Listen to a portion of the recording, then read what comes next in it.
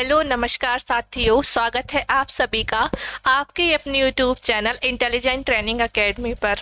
जैसा कि आप सभी को पता है, अपनी एमपी जीके की क्लासेस चल रही हैं और उसमें मैंने आपको मध्य प्रदेश के पठार जो हैं कंप्लीट पढ़ा दिए हैं। आज उनसे रिलेटेड हमारे क्वेश्चंस होंगे। ठीक है, मध्य प्रदेश के पठार है ना जो है, उनसे रिलेटेड आज हम क्वेश्चन करेंगे। ठीक है, तो बने रहिए आप हमारे साथ इस क्लास में। ये है आपका चैनल इंटेलिजेंट ट्रेनिंग एकेडमी। अगर सब्सक्राइब नहीं किया हो तो जल्दी से सब्सक्राइब कर लीजिए, क्योंकि इसी तरीके की और भी शानदार क्लासेस आपके लिए यहाँ पर डेली पढ़ाई जाती हैं। ठीक है, और साथ ही आप हमारे चैनल से मैथ भी बहुत शानदार तरीके से पढ़ सकते हैं। ये हमारा है Telegram channel intelligent training academy.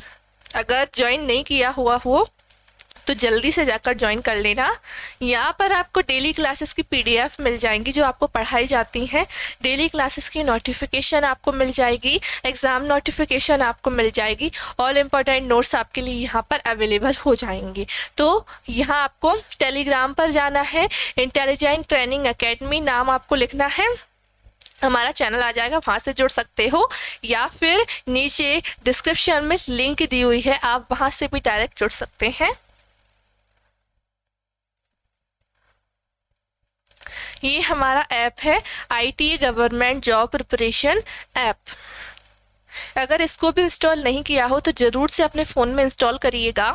यहाँ पर मैंने आपको MPGK की 100 MCQ सीरीज़ चलाई थी मैंने आपके लिए मिसलेनियस क्वेश्चंस की, और साथ ही आपकी 500 क्वेश्चंस जो कि मैंने आपको कम से कम पार्ट वाइज 23 कंप्लीट कराए हैं। मैंने उसके बहुत ही डिटेल में मैंने आपको क्वेश्चन पढ़ाए हुए हैं। वो अगर वो सीरीज आपने नहीं देखी हो तो आप जाकर देख सकते हैं। ठीक है, सारे उसमें क्या है, प्रीवियस ईयर क्वेश्चन मैंने आपको करवाए हैं उस पर। ठीक है, और साथ ही आपको जो टॉपिक मैंने आपको पढ़ाया था मध्य प्रदेश का सामान्य परिचय, आप उसका टेस्ट भी दे सकते हो, फ्री टेस्ट आप दे सकते हो। टॉपिक वाइज आपको टेस्ट मिलेगा, नेक्स्ट क्लास में आपको इसका टेस्ट मिल जाएगा। ठीक है, इस चैप्टर का, तो इसकी जो लिंक है वो आपको डिस्क्रिप्शन में दे देते हैं। ठीक है, साथ ही आप हमारे ऐप पर MP कांस्टेबल, MP पटवारी, SSC GD, MP जेल प्रहरी, MP फॉरेस्ट गार्ड का टेस्ट लगा सकते हो ना। टेस्ट सीरीज आपको मिल जाएगी, बहुत ही मिनिमम प्राइस में आपको वहाँ पर अवेलेबल हो जाएगी। ITA government job preparation app, इसको ज़रूर से आप इंस्टॉल कीजिएगा। ये हमारी जीव विज्ञान यानी कि आपकी बायोलॉजी की कंप्लीट ई बुक है। इसमें आपको चैप्टर वाइज बायोलॉजी मिल जाएगी, कंप्लीट सिलेबस इसमें आपका कवर हो जाएगा। फ्री MCQs आपको मिल जाएंगे प्रीवियस ईयर क्वेश्चंस के बेस्ड पर। ठीक है, तो ये आपको पड़ेगा सिर्फ और सिर्फ 49 रुपीज़ में। ठीक है, कहाँ पर, हमारे ऐप पर। तो देखिए, हमने आपको पिछली क्लास में मैंने क्या किया था, आपको पूरा मध्य प्रदेश के पठार जो होते हैं वो सारे मैंने आपको समझा दिए। जैसे यहाँ पर आपका मध्य भारत का पठार है, यहाँ बुंदेलखंड का पठार है। ठीक है, यहाँ आपका रीवा पन्ना का, मालवा का पठार, नर्मदा सोन घाटी, ये आपके 3 श्रेणी, आपकी सतपुरा श्रेणी की, राजपीपला महादेव श्रेणी, मैकल श्रेणी, और छत्रबंदी बघेलखंड का पठार। तो ये सब कुछ मैंने आपको पिछली क्लास में पढ़ा रखा है। ठीक है, और पठार किसे कहते हैं मैं आपको फिर से रिपीट कर देती हूँ कि देखिए, प्राकृतिक क्षेत्रों में क्या आता है, एक आपका पर्वत आता है और एक आपका आता है पठार। ठीक है, तो पर्वत तो आप जानते हैं, आपने देखे हैं, ऐसे होते हैं पर्वत। ठीक है, तो क्या है, पठार हम किसे कहते हैं, किसी कारणवश जो पर्वतीय होते हैं, जो पर्वत होते हैं, जो किसी कारणवश है ना, किसी प्राकृतिक कारणवश, या फिर वो धसक जाएं या फिर वो बूढ़े हो जाएं, तो ये समय के साथ क्या होते हैं, ये धसक जाते हैं, है ना, ऐसे ये धसक जाते हैं। तो ये क्या बन जाते हैं, ये बन जाते हैं आपके पठार। ठीक है, डेफिनेशन भी मैंने आपको पढ़ाई थी अच्छे से। तो पठार जो होते हैं वो कैसे होते हैं, समतल होते हैं। पठार कैसे होते हैं, समतल होते हैं। और सबसे ज़्यादा जो कौन सा प्राकृतिक क्षेत्र जो है सबसे ज़्यादा कौन सा है, आपका मालवा का पठार है, जो कि आपके पूरे मध्य प्रदेश के कितने 28% है, कितना है, 28% है। ठीक है, तो आपको इतना क्लियर हो गया है। तो हमारे मध्य प्रदेश कितने भागों में विभाजित, कितने क्षेत्रों में विभाजित है? 7 क्षेत्रों में, है ना। 7 प्राकृतिक क्षेत्रों में आपका मध्य प्रदेश विभाजित है। पहले कितने हुआ करता था? 9 भागों में विभाजित हुआ करता था। ये 2 आपके लिखे हुए हैं, आपका छत्तीसगढ़ का पठार और एक आपका दंडकारण्य पठार। तो ये आपके 2 हुआ करते थे जो मैंने आपको पिछली क्लास में पढ़ाए थे कि तो फिर छत्तीसगढ़ विभाजन हो गया। तो इसके बाद हमारे पास कितने पठार बचते हैं? 7 पठार ना, 7 प्राकृतिक क्षेत्र बचते हैं। ठीक है, तो ये मैंने आपको बता दिया था। ये देखिए एक बार और, थोड़ा थोड़ा मोटा मोटा हम देख लेते हैं कल की क्लास का। मध्य उच्च प्रदेश, सतपुड़ा मैकल श्रेणी और बघेलखंड का पठार, ये क्या है? हमारे मध्य प्रदेश के 3 प्राकृतिक भाग हैं। ये क्षेत्र है, टोटल ये क्षेत्र है मिलाकर, लेकिन भाग कितने हैं? 3 भाग हैं। कितने भाग हैं? 3 भाग हैं। मध्य उच्च प्रदेश, मध्य उच्च प्रदेश, सतपुड़ा श्रेणी, है ना, सतपुड़ा मैकल श्रेणी या सतपुड़ा श्रेणी। तीसरी आपका पूर्वी पठार या फिर आपका बघेलखंड का पठार। मध्य उच्च प्रदेश में आते हैं आपके 5, मध्य भारत का पठार, बुंदेलखंड का पठार, रीवा पन्ना का पठार, मालवा का पठार और नर्मदा सोन घाटी। ठीक है, ये आपके आ गए। और फिर सतपुड़ा में आते हैं आपके राजपीपला, महादेव श्रेणी और आपका मैकल श्रेणी। ठीक है, बघेलखंड में, बघेलखंड का पठार, पूर्वी पठार हम जैसे कहते हैं, वो है आपका बघेलखंड। ठीक है, वो है आपका बघेलखंड। ठीक है, तो इतने आपको हो गए क्लियर। भाग कितने हैं? भाग 3 है, भाग 3 है। क्षेत्र आपके 7 है। तो कई बार आप लोग गलती कर देते हो भाग और क्षेत्र में, भाग और विभाग में आप क्या कर देते हो? गलती कर देते हो। ये आपको याद रखना है, भाग 3 और क्षेत्र 7 है। ठीक है, तो ये मैंने आपको कंप्लीट पढ़ा दिया था। ठीक है, बघेलखंड का पठार, सतपुड़ा मैकल श्रेणी, सतपुड़ा मैकल श्रेणी, मध्य भारत का पठार, बुंदेलखंड का पठार, रीवा पन्ना का पठार, पूरी डिटेल मैंने आपको दी थी। मालवा के पठार की भी हम, नर्मदा सोन घाटी आपका हो गया। ठीक है, तो ये कंप्लीट मैंने आपको पढ़ा दिया है, सब कुछ मैंने आपको पढ़ा दिया है। तो आज किसकी बारी है? आज क्वेश्चंस की बारी है ना। एमसीक्यूज हम देख रहे हैं। तो चलिए स्टार्ट करते हैं फिर क्वेश्चन। मध्य प्रदेश में मालवा के पठार की भौगोलिक स्थिति क्या है? मध्य प्रदेश में मालवा के पठार की भौगोलिक स्थिति क्या है? बताइए। पश्चिमी भाग में 22 डिग्री 17 मिनट उत्तरी अक्षांश में 25 डिग्री 8 मिनट उत्तरी दक्षांश तक, या फिर 720 742 पूर्वी देशांतर से, या फिर 79.20 मिनट पूर्वी देशांतर के मध्य, या फिर ये दोनों, या इनमें से कोई नहीं। तो इसका मध्य प्रदेश के मालवा के पठार की जो भौगोलिक स्थिति है वो है आपकी पश्चिमी भाग में 22 डिग्री 17 मिनट और उत्तरी दक्षांश से आपको 25 डिग्री 8 मिनट। तो आपको इतना याद रखना है। और आपको पता है सबसे बड़ा प्राकृतिक क्षेत्र कौन सा है? आपका सबसे बड़ा प्राकृतिक क्षेत्र कौन सा है? आपका मालवा का पठार है, मालवा का पठार है। ठीक है, मालवा का पठार है। कितने? टोटल 28% है।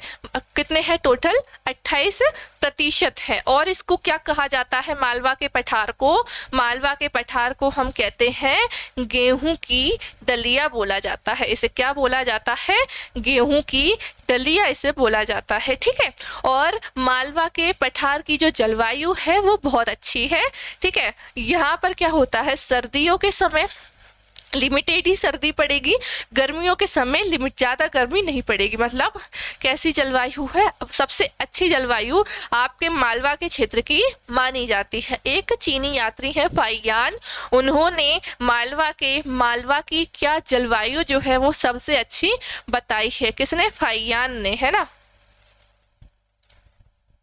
सबसे अच्छी जलवायु है, सबसे अच्छी जलवायु है। तो ये सब कुछ मैंने आपको पिछली क्लास में पढ़ाया हुआ है, पिछली क्लास आप जरूर से देखिए, तब आपको क्वेश्चन समझ में आएंगे। तो पूरी डिटेल मैंने आपको पिछली में दे दी, कुछ महत्वपूर्ण जो डिटेल है वो आपको आज मैं दे सकती हूँ, ठीक है।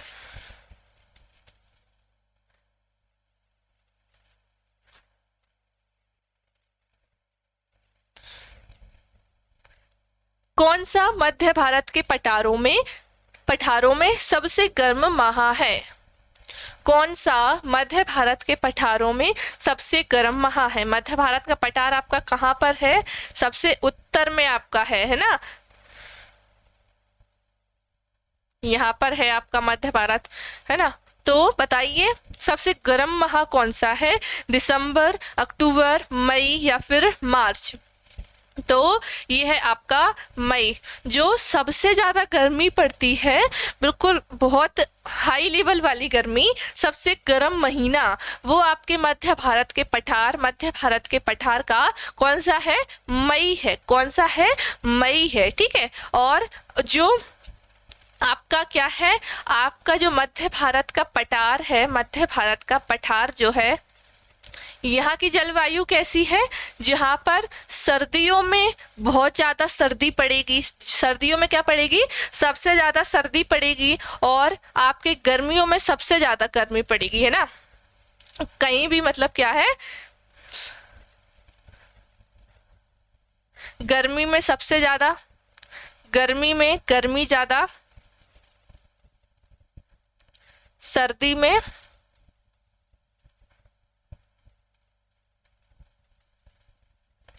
यहाँ क्या होती है? यहाँ बारिश क्या होती है? कम होती है ना। यहाँ बारिश कम होती है, ठीक है। यहाँ इस साइड है ना, पश्चिमी साइड, और आपका थोड़ी थोड़ी उत्तरी, आपका क्या होती है? बारिश थोड़ी कम होती है ना। बारिश जो होती है, वर्षा वो कम होती है, ठीक है, मध्य भारत के पठार में, ठीक है। और मध्य भारत के पठार को हम क्या कहते हैं? सरसों की हांडी, सरसों की हांडी, सरसों की हांडी, है ना। जैसे हम मालवा के पठार को क्या बोलते हैं? गेहूं की डलिया, वैसे ही हम मध्य भारत के पठार को क्या बोलते हैं? सरसों की हांडी हम इसे बोलते हैं, ठीक है। और ये आपका मध्य भारत का जो पठार है, ये बीहड़ प्रभावित क्षेत्र है। कैसा है? बीहड़ प्रभावित क्षेत्र है, बीहड़ प्रभावित क्षेत्र है ना। इतना आप याद रखिएगा। यहाँ से जो चंबल नदी आती है वो मिट्टी को बहा कर लाती है, तो उससे क्या बनता है? छोटे छोटे जो है टापू बन जाते हैं, छोटे छोटे क्या बन जाते हैं? टापू बन जाते हैं। इकट्ठी हो जाती है वो मिट्टी। आप कभी जाओगे इस इलाके में तो आपको कैसे छोटे छोटे टापू बने मिलेंगे, है ना। किसके द्वारा बनते हैं? वो चंबल नदी के द्वारा जो मिट्टी है वो बहा कर लाई जाती है, तो उसी को हम बीहड़ प्रभावित क्षेत्र बोलेंगे। यहाँ पर सबसे ज्यादा क्या पहले क्या छुपते थे? डाकू छुपा करते थे, है ना, डाकू छुपा करते थे यहाँ पर। अब नहीं है हालांकि, तो अब नहीं छुपते, लेकिन इसके पीछे क्या? डाकू छुपा करते थे, ठीक है। तो ये आपका क्या होगा? डाकुओं वाला इलाका है, बीहड़ प्रभावित क्षेत्र है, सरसों की हांडी इसे हम बोलते हैं। सबसे ज्यादा गर्मी, सबसे ज्यादा सर्दी यहाँ पड़ती है, और सबसे कम सर्दियों में जो टेम्परेचर रिकॉर्ड किया गया है वो आपके कहाँ पर किया गया है? शिवपुरी जिले में किया गया है, ठीक है। शिवपुरी जिले में क्या किया गया है? सबसे कम टेम्परेचर रिकॉर्ड किया गया है, ठीक है। तो इतना आपको याद रखना है। जो इम्पोर्टेंट बातें हैं मैंने आपको बता दी हैं। और यहाँ पर आपको सबसे गर्म माह कौन सा है? मई है। और इसके अलावा बात करें सर्दियाँ आना कब से स्टार्ट होती हैं? नवंबर के महीने से जो है आपके क्या सर्दियाँ आना स्टार्ट हो जाती हैं, ठीक है। चलिए आगे बढ़ते हैं। चलिए अगला क्वेश्चन, जाना पाव चोटी किस क्षेत्र का भाग है? जाना पाव चोटी किस क्षेत्र का भाग है? ये जाना पाव चोटी वही है जो कि आपके कहाँ पर है? महू में। महू कहाँ पर है? आपके इंदौर में है। जहाँ से क्या निकलती है? जहाँ से कौन सी नदी निकलती है? आपकी चंबल नदी निकलती है, चंबल नदी निकलती है, ठीक है। चंबल नदी जो है आपकी निकलती है। कहाँ से निकलती है? जाना पाव पहाड़ियों से ये निकलती है, जाना पाव पहाड़ियों से ये निकलती है। तो इंदौर आपका कौन से पठार में आता है, बताइए? बुंदेलखंड का पठार, मालवा का पठार, रीवा पन्ना का पठार या फिर सतपुड़ा मैकाल श्रेणी। तो कहाँ से कहाँ आता है आपका इंदौर? तो हमें पता है हमारा कहाँ आता है इंदौर, मालवा के पठार में आता है। कहाँ आता है? मालवा के पठार में आता है। और चंबल की सहायक नदी है एक छिप्रा नदी। चंबल की सहायक नदी कौन सी है? छिप्रा नदी, जो कि हम क्या बोलते हैं छिप्रा नदी को? छिप्रा नदी को हम बोलते हैं मालवा की गंगा बोलते हैं। मालवा की गंगा इसे हम बोलते हैं, ठीक है। तो अब आपसे पूछ ले कि मालवा की गंगा किसे बोलते हैं? तो छिप्रा नदी को बोलते हैं। छिप्रा किसकी सहायक नदी है? चंबल की सहायक नदी है, ठीक है। अब आपसे क्वेश्चन कर ले, कहाँ से निकलती है चंबल नदी? आपके कहाँ से निकलती है? आपके महू, आपका जो कि इंदौर में है, जानापाव पहाड़ियों से ये निकलती है, ठीक है। मालवा की गंगा हम बोलेंगे छिप्रा को। छिप्रा नदी के तट पर है आपका उज्जैन, और उज्जैन में प्रति 12 वर्ष बाद क्या लगाया जाता है? सिंहस्थ महाकुंभ का मेला आयोजित किया जाता है। कुंभ का मेला लगता है, ठीक है, छिप्रा के किनारे, ठीक है। तो इतना आपको क्लियर हो गया। मालवा की गंगा तो आपकी छिप्रा हो गई। मध्य प्रदेश की गंगा कौन सी होगी? मध्य प्रदेश की गंगा हम किसे बोलते हैं? क्वेश्चन हम देख लेते हैं एक्स्ट्रा। मध्य प्रदेश की गंगा, तो मध्य प्रदेश की गंगा बोला जाता है आपकी बेतवा नदी को बोला जाता है। किसको बोला जाता है? बेतवा नदी को बोला जाता है। अब इस बेतवा नदी को हम क्यों बोलते हैं आपकी गंगा नदी मध्य प्रदेश की? क्यों बोलते हैं? क्योंकि जिस तरीके से गंगा नदी प्रदूषित हो चुकी है, उसी तरीके से आपकी बेतवा नदी कैसी हो चुकी है? प्रदूषित हो चुकी है ना। सबसे प्रदूषित नदी तो क्या हो चुकी है? प्रदूषण के कारण क्या है? प्रदूषण के कारण ये आपकी बेतवा नदी क्या है? बेतवा नदी क्या है? आपके मध्य प्रदेश की गंगा कही जाती है, ठीक है। अब मध्य प्रदेश की जो गंगा एक और को कही जाती है, मध्य प्रदेश की गंगा हम किसको कहते हैं? मध्य प्रदेश की गंगा हम नर्मदा को भी कहते हैं, लेकिन जो नर्मदा नदी है इसको सबसे पवित्र नदी माना जाता है, ठीक है। तो पवित्रता के आधार पर इसको गंगा बोला जाता है। जिस तरीके से गंगा नदी प्रदूषित है, लेकिन पहले नंबर पर तो वो क्या है? पहले नंबर सबसे पवित्र नदियों में वो गिनी जाती है, सबसे पवित्र नदियों में वो गिनी जाती है। तो इसको बोलते हैं हम पवित्रता के कारण, है ना। पवित्रता के कारण हम किसको? नर्मदा नदी को क्या बोलते हैं? मध्य प्रदेश की गंगा बोलते हैं, ठीक है। और मध्य प्रदेश की जीवन रेखा किसको कहते हैं? नर्मदा नदी को कहते हैं। उसी तरीके से बेतवा नदी को हम बोलते हैं बुंदेलखंड की जीवन रेखा। बुंदेलखंड की जीवन रेखा, नर्मदा को मध्य प्रदेश की जीवन रेखा और उसको बेतवा को बुंदेलखंड की जीवन रेखा बोलते हैं। क्या बोलते हैं? बुंदेलखंड की जीवन रेखा हम बोलते हैं, ठीक है। तो इतने क्वेश्चन आपको यहां से क्लियर हो गए। आगे बढ़ते हैं।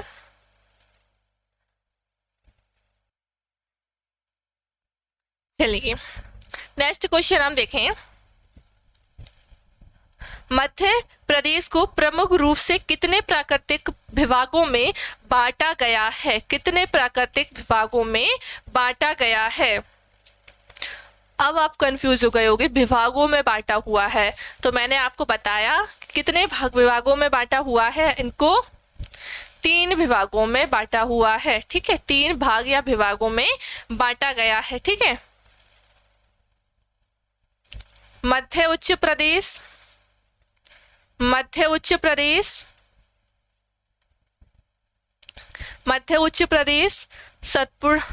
सतपुड़ा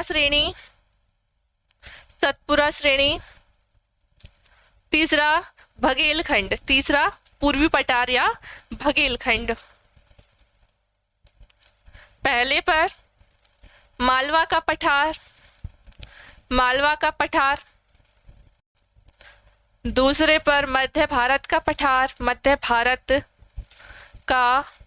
पठार, तीसरे पर रीवा पन्ना का पठार,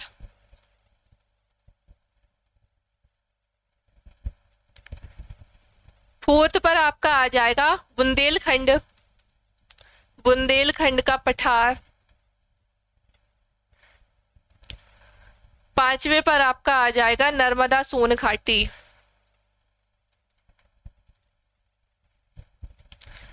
और इसमें आपका आ जाएगा महादेव श्रेणी, मैकाल श्रेणी, मैकाल श्रेणी और आपका राजपीपला। और इसमें आपका आ जाएगा बघेलखंड जो कि पूर्वी पठार है।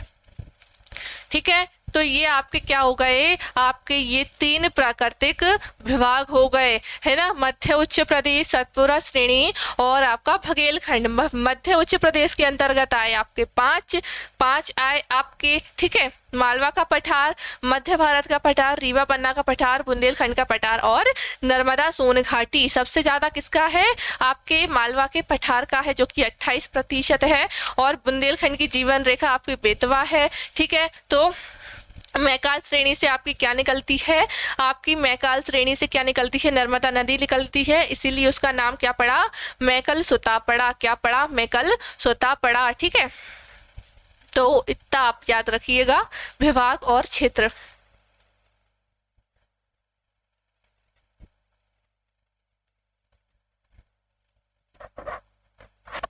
चलिए अगला क्वेश्चन, मध्य प्रदेश का सबसे ऊंचा स्थान कौन सा है। मध्य प्रदेश का सबसे ऊंचा स्थान कौन सा है, सिगार चोटी, मैकाल श्रेणी, धूपगढ़ या फिर नीलगिरी। कहाँ पर है आपका, कौन सा है सबसे ऊंचा स्थान, धूपगढ़ है। जो कि कितनी इसकी ऊंचाई है, इसकी कितनी ऊंचाई है आपकी 1350 मीटर। कहाँ पर है ये, तो पचमढ़ी में है। कहाँ पर है, पचमढ़ी में है। ठीक है, पचमढ़ी को क्या बोलते हैं, ग्रीष्मकालीन राजधानी बोलते हैं, ग्रीष्मकालीन राजधानी बोलते हैं। और इसको हम क्या बोलते हैं, ग्रीष्मकालीन राजधानी। और यहाँ पर जड़ी बूटी केंद्र भी आपके यहाँ पर है, जड़ी बूटी केंद्र।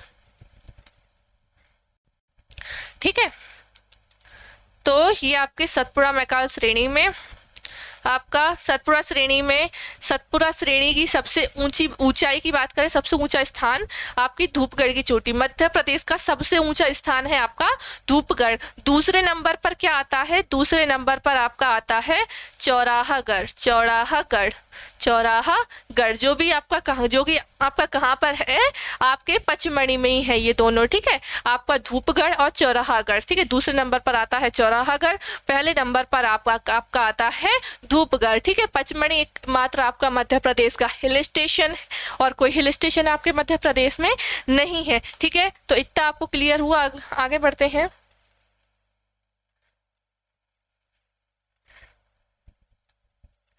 मध्य प्रदेश प्रमुख रूप से है, मध्य प्रदेश प्रमुख रूप से है, मध्य प्रदेश में प्रमुख रूप से है में घाटी, पहाड़, मैदान या फिर पठार। तो मध्य प्रदेश में सबसे ज्यादा क्या है, पठार ज्यादा है। क्या पठार ज्यादा है, मैंने आपको बता दिए कितने पठार है ना, 5 पठार है आपके। और आपको पता है पहाड़, पर्वत, पर्वत जिसे हम बोलते हैं, तो हमारे कितने, सिर्फ 2 ही पर्वत हैं, 2 ही पर्वत हैं आपके। कौन कौन सा, आपका विंध्याचल, आपका विंध्याचल, विंध्याचल पर्वत और आपका दूसरा कौन सा हो जाएगा, सतपुड़ा,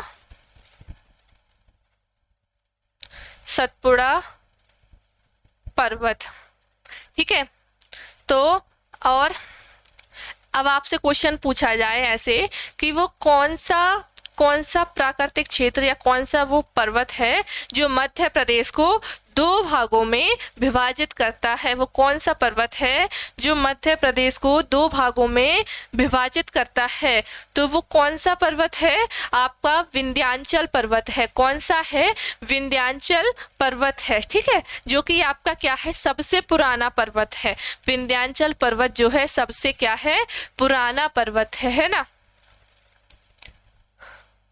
इसमें 2 श्रेणियां भी आती हैं, कैमूर और भांडेर श्रेणी। कैमूर श्रेणी और आपकी भांडेर श्रेणी। एक और आपकी आती है सतपुड़ा पर्वत के अंतर पर, वो कहाँ पर है? वो आपके झारखंड में है। पारसनाथ श्रेणी, पारसनाथ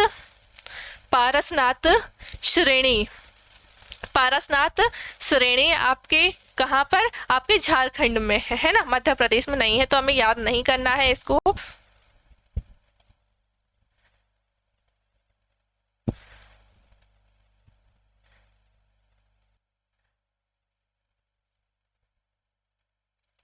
नेक्स्ट क्वेश्चन, मध्य प्रदेश के उत्तर में उपजाऊ घाटी और रोलिंग पहाड़ियों को कहा जाता है? क्या कहा जाता है उत्तर में? मालवा, छोटा नागपुर, बुंदेलखंड या फिर अंगारा? तो क्या कहा जाता है? आपकी उपजाऊ घाटी और आपकी रोलिंग पहाड़ियों को बुंदेलखंड कहा जाता है। क्या कहा जाता है? बुंदेलखंड कहा जाता है। बुंदेलखंड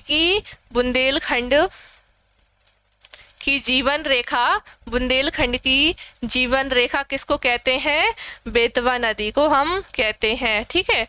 और बेतवा को हम क्या कहते हैं? मध्य प्रदेश की गंगा। किसके कारण हम कहते हैं? प्रदूषण के कारण, ठीक है।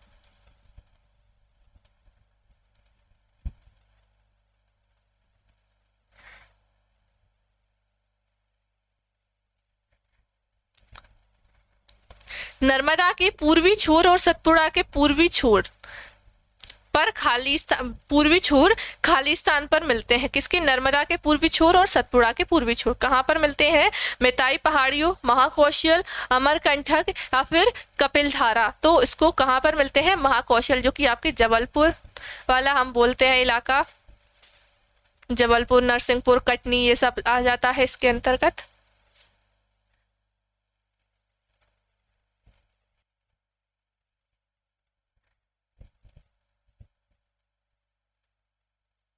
चलिए अगला क्वेश्चन,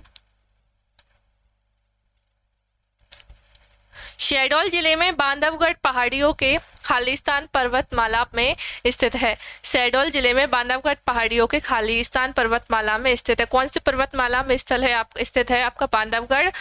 विंध्य, सहस्त्रगिरी, सतपुड़ा या नीलगिरी? तो ये है आपका विंध्य में, ठीक है, विंध्य पर्वतमाला में, ठीक है। और यही आपके शहडोल के देवलोद में क्या है? बांधवगढ़ बांध है, ठीक है, इसी के नाम पर ये रखा गया है, ठीक है।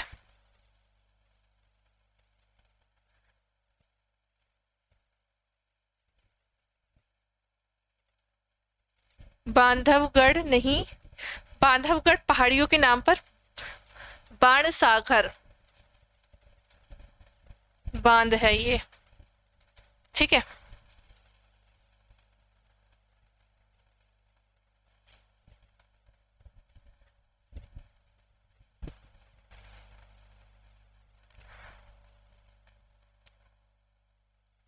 चलिए अगला क्वेश्चन, निम्नलिखित में से कौन सा क्षेत्र मध्य प्रदेश में नहीं है? कौन सा क्षेत्र मध्य प्रदेश में नहीं है? छोटा नागपुर, मालवा, बघेलखंड, महाकौशल? कौन सा नहीं है? हमें साफ साफ दिख रहा है, मालवा, बघेलखंड, महाकौशल मैंने आपको जस्ट अभी पढ़ाए हुए हैं। तो ये तीनों ही हमारे कहाँ पर हैं? ये तीनों ही हमारे कहाँ पर हैं? हमारे मध्य प्रदेश में है, हमारे मध्य प्रदेश में है, ठीक है। लेकिन जो छोटा नागपुर है, जो इसका जो करेक्ट आंसर होगा वो होगा छोटा नागपुर। छोटा नागपुर आपका कहाँ पर है? झारखंड में है। कहाँ पर है? झारखंड राज्य में जो है ये स्थित है छोटा नागपुर का पठार, ठीक है। चलिए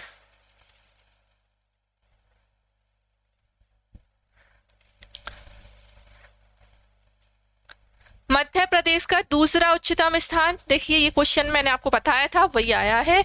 ये आपका महिला स्वास्थ्य कार्यकर्ता 2016 में आया है। तो कुछ क्वेश्चन इसमें प्रीवियस ईयर के भी जुड़े हुए हैं। तो मध्य प्रदेश का दूसरा उच्चतम स्थान बताइए, पचमढ़ी, चौराहागढ़ या फिर मारघी या फिर बड़ा तालाब? तो पहला हमें पता है धूपगढ़ है, जो कि कितना लंबा है, कितनी ऊंचाई कितनी है इसकी? 1350 मीटर ऊंचा है, ठीक है। तो दूसरा कौन सा होगा बताइए, दूसरा बताइए। आपका दूसरा मैंने आपको बता रखा है चौराहागढ़ है। क्या है? चौराहागढ़ है। इसकी ऊंचाई कितनी है? इसकी ऊंचाई है 1326 मीटर। ठीक है, मध्य प्रदेश का सबसे उच्चतम स्थान पूछा जाए, पहले नंबर पर आपका आएगा, क्या आएगा? आपका धूपगढ़ आएगा। 1350 मीटर इसकी जो है ऊंचाई है सबसे ज्यादा। और आपका दूसरा सबसे ऊंचा स्थान है चौराहागढ़, जो कि 1326 मीटर है।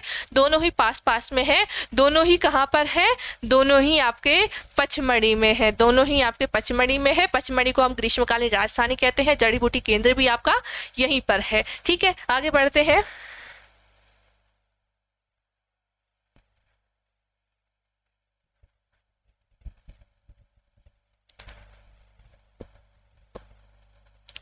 मालवा क्षेत्र में सबसे महत्वपूर्ण शहर है। मालवा क्षेत्र में सबसे महत्वपूर्ण शहर कौन कौन से हैं बताइए? पन्ना और उज्जैन, उमरिया और रेवा, रेवा और भिंड, या फिर उज्जैन और इंदौर। तो नाम से ही हमें समझ में आ रहा है सबसे जो महत्वपूर्ण होंगे वो उज्जैन और इंदौर होंगे। उज्जैन क्यों आपका महत्वपूर्ण है? आपका यहाँ पर सबसे ज्यादा क्या होता है? सोयाबीन होता है। क्या होता है? सबसे ज्यादा सोयाबीन यहाँ होता है। ठीक है, और इसके अलावा यहाँ पर क्या है? छिप्रा नदी भी है। छिप्रा नदी भी है ना, जिसको हम मालवा की गंगा बोलते हैं। मालवा के में क्षेत्र में तो मालवा की गंगा हम किसको बोलते हैं? छिप्रा नदी को, मालवा की गंगा, है ना। और आपका ये मालवा क्षेत्र का सबसे महत्वपूर्ण शहर। और इसके बाद आपका इंदौर। इंदौर महत्वपूर्ण क्यों? आपका सबसे स्वच्छ शहर है। सबसे स्वच्छ शहर में गिनती आती है आपके इंदौर की। सबसे ज्यादा जनसंख्या कहाँ पर है? सबसे ज्यादा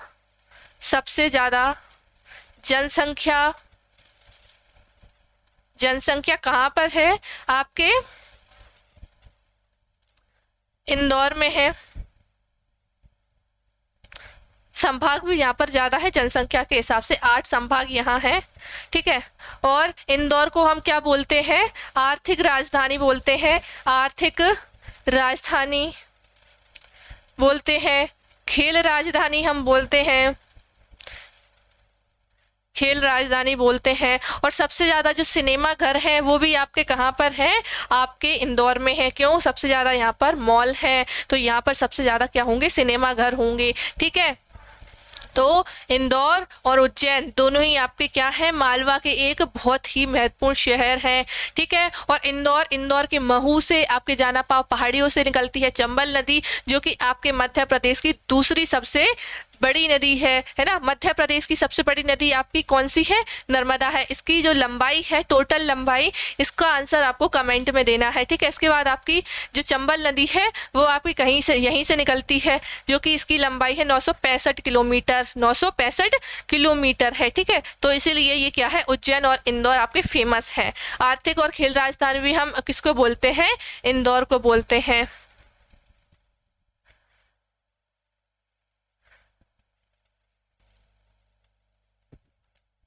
अगला क्वेश्चन, नर्मदा घाटी और विंध्य के दक्षिणी भाग के पश्चिमी भाग में एक क्षेत्र है जो कि कहा जाता है, कहाँ पर? नर्मदा घाटी और विंध्य के कौन सी साइड? दक्षिणी भाग में, है ना। भाग के पश्चिमी भाग में एक क्या है? एक क्षेत्र है, उसको क्या कहा जाता है बताइए? निमाड़, विधुर, जापर, या फिर नर्मदा। तो हम उसको क्या बोलते हैं? निमाड़। आपने निमाड़ क्षेत्र सुना होगा, तो निमाड़ क्षेत्र यही है। ठीक है, अब आपको कंफ्यूजन नहीं होगा। तो निमाड़ कहाँ? नर्मदा घाटी और विंध्य के दक्षिणी भाग के पश्चिमी भाग में एक क्षेत्र कौन सा है? निमाड़ क्षेत्र है। ठीक है,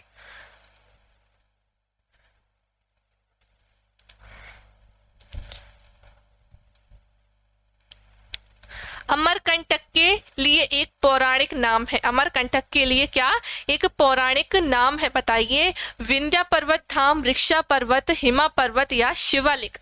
तो अमरकंटक के लिए कौन सा पुराना नाम है? पौराणिक नाम आपका ऋक्षा पर्वत इसको कहा जाता है। आपसे क्वेश्चन कर लिया जाए ऋक्षा पर्वत किस पर्वत का नाम पौराणिक नाम है, तो ये आप किसका कहोगे? अमरकंटक का है। अमरकंटक का। यहाँ से आपकी निकलती है नर्मदा नदी, है ना। नर्मदा नदी आपकी अनूपपुर जिले से, अनूपपुर जिले से निकलती है। ठीक है,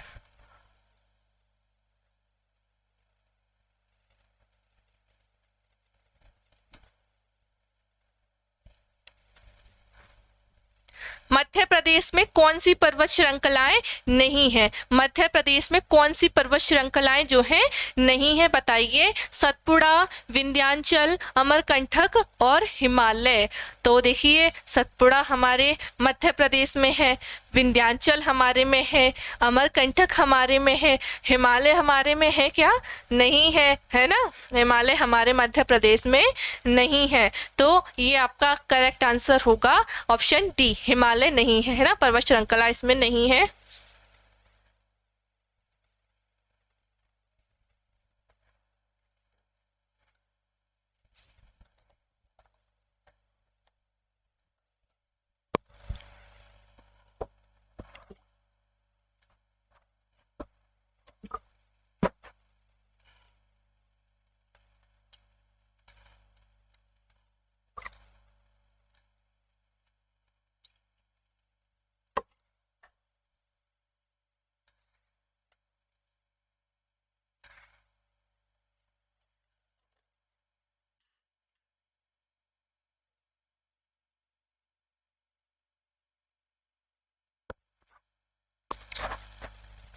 चलिए क्वेश्चन हम देखते हैं।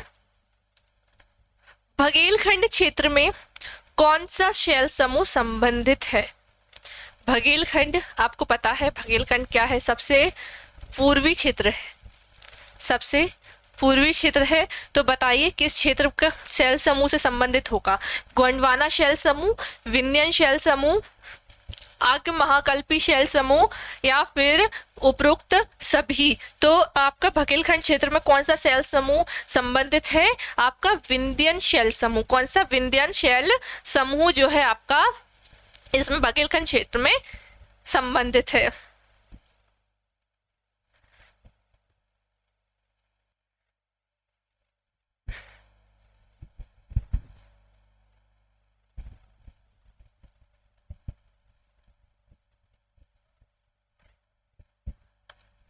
चलिए नेक्स्ट क्वेश्चन।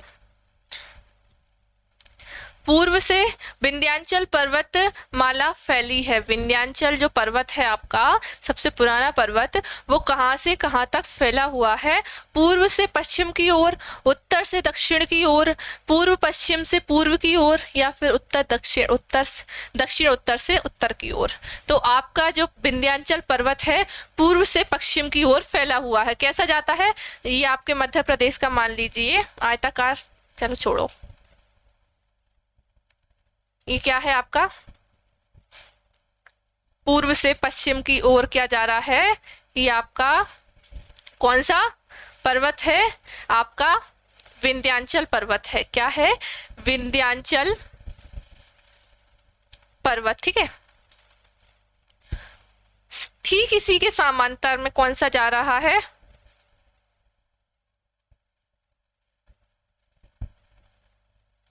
सतपुड़ा, है ना। ये विंध्याचल, ये आपका सतपुड़ा हो गया। तो सतपुड़ा के उत्तर में, सतपुड़ा के उत्तर में क्या है आपका? विंध्याचल है, जो कि क्या है इसके ठीक समांतर में बह रहा है। और यहाँ से निकल रही है नर्मदा नदी, यहाँ से निकल रही है नर्मदा नदी, नर्मदा सोन घाटी, है ना, रिफ्ट वैली हम जिसे बोले, है ना। उनको पानी क्या कर देता है? दोनों पर्वत को अलग कर दिया, है ना, पानी की धार ने। तो ये आपकी बह रही है कौन सी? रिफ्ट वैली, आपकी नर्मदा नदी यहाँ पर। तब पूर्व से, यहाँ पूर्व से, ये आपका पूर्व है, ये आपका पश्चिम है। तो आपकी कैसी बह रही है? जहाँ से बहती है आपका ये पर्वत है, कैसा है? पूर्व से पश्चिम की ओर है। कैसा है? पूर्व से पश्चिम की ओर है। ठीक है, पूर्व से पश्चिम की ओर। ठीक है, पूर्व से पश्चिम की ओर जो है आपका क्या है? विंध्याचल पर्वतमाला फैली हुई है। ठीक है, ये आपका गया यहाँ से। ठीक है, और सीधे ही आपका क्या बहती है? इसके सीध में ताप्ती नदी बहती है, ताप्ती नदी बहती है, ठीक है। तो वो क्या बह रही है, नर्मदा के समांतर बह रही है, और सतपुड़ा और विंध्याचल जो है दोनों समांतर पर्वत हैं, ठीक है। तो ये आपको क्वेश्चन क्लियर हो गया होगा। अगला देखते हैं,